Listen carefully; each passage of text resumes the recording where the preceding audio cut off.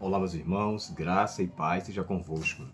A lição de domingo, o título é bem realista, é bem atual, nossa condição.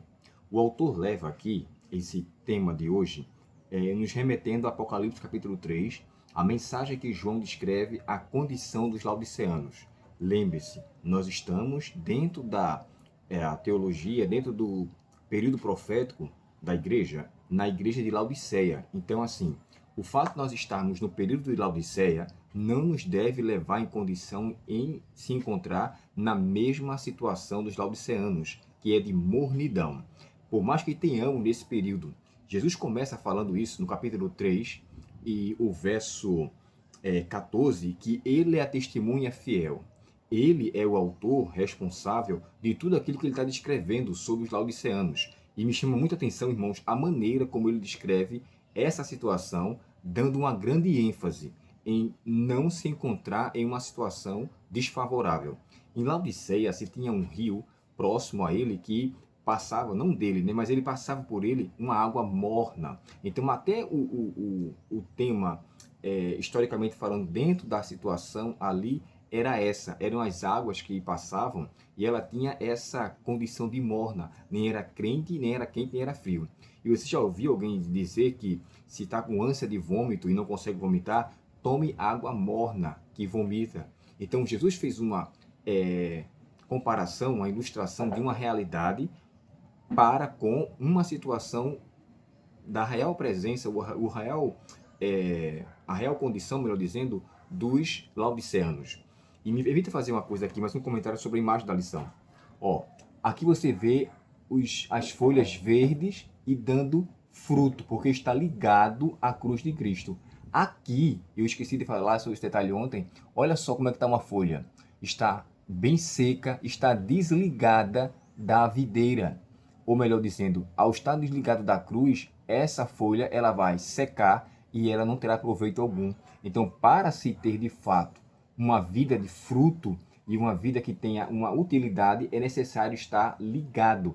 E quando Jesus fala isso, né, aqui no capítulo 15 de João, ele fala assim: como o Pai me amou, assim também eu amei vocês. Ele demonstra que o amor do Pai para com ele é o amor igual ao que ele tem para conosco.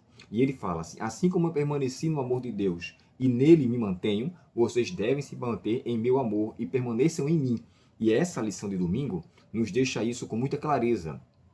Aqui, irmãos, quando o apóstolo João faz descrição sobre isso, ele fala da condição que ele está. Primeiro, a condição dos laodiceanos não é uma condição que agrada a Deus. A condição é uma condição muito desfavorável. Ponto número 2. Ela tem uma visão equivocada de si mesma, porque ela se acha rica e abastada. Então, assim, muitas pessoas acham que estão em uma condição favorável, mas se esquece que a sua vida carece muito de uma propriedade vitalícia no tocante à questão espiritual. E o terceiro ponto que eu achei bem interessante aqui é que esse povo, nesse momento, ele nem sabe e nem tem noção do que precisa. Quando ele fala assim, nem sabe que vocês cega, miserável, pobre, cego e nu. Essa é a condição que se encontra os laodiceanos. Por essa situação, o pior de tudo é que, lembra daquela frase, né, o pior cego é aquele que não quer ver? A pessoa está em uma condição lastimosa, mas não consegue se enxergar assim. Está achando que está tudo muito bem, favorável, confortável, mas não está. E é nisso que ele pede para que compre três coisas: colírio, roupa e ouro. O que significa esses três pontos que devem ser comprados? Só que precisa levar a sério, irmãos, que não é comprar de pagar com dinheiro. Ou seja, eu vou pagar o preço para ter isso ou aquilo. E para você pagar o preço, você vai ter que, de fato, se submeter àquilo que lhe é oferecido. Porque isso já é ofertado. Deus já nos concedeu. Mas para que possamos tomar posse, é necessário que haja uma renegação do próprio eu, é necessário que haja uma submissão a Deus e à sua palavra, é necessário que haja uma renúncia de si mesmo. Jesus falou isso em outro momento, quando ele fala assim: ninguém poderá ser meu discípulo se não renegar a si mesmo. E aqui ele pede que se compre ouro, e o ouro tem a ver com a fé provada no fogo. Ou seja, uma fé que dá à pessoa uma sustentabilidade. Então, comprar ouro, nesse aspecto, renuncie a você mesmo. E não é fácil, irmãos, isso aqui. Tem que pagar o preço para isso. O ponto número 2. vestes brancas. Aceitar a Cristo e a sua justiça é uma demonstração de que Cristo foi puro em tudo que ele fez. E para que haja uma purificação de nossa vida, é necessário que haja uma transformação, uma metanoia, que quer dizer mudança de mente, mudança de pensamento. E é isso que Cristo quer fazer conosco. Não é isso que Paulo fala aos Romanos, quando ele fala assim: não vos conformeis com este século, mas transformai-vos pela renovação do vosso entendimento. Então, a transformação tem a ver com a mudança de vida, metanoia. O ponto final, colírio, para que vejas.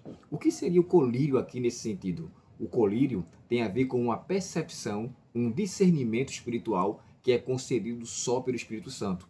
Para se ter uma visão de certas coisas, é necessário que tenhamos a pessoa do Espírito Santo. Sem ele, não tem como, é impossível. O próprio Cristo falou, né, que as coisas espirituais se discernem espiritualmente.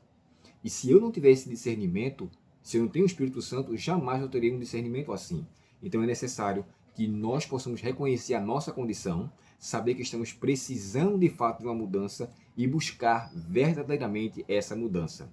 Diante disso, o meu apelo é: peçamos a Deus que nós obtenhamos dele aquilo que ele já nos ofereceu: ouro, roupa e colírio. E tudo no sentido espiritual, possamos crescer na graça, no conhecimento, no discernimento daquele que Deus tem para conceder a minha a você. Vamos orar?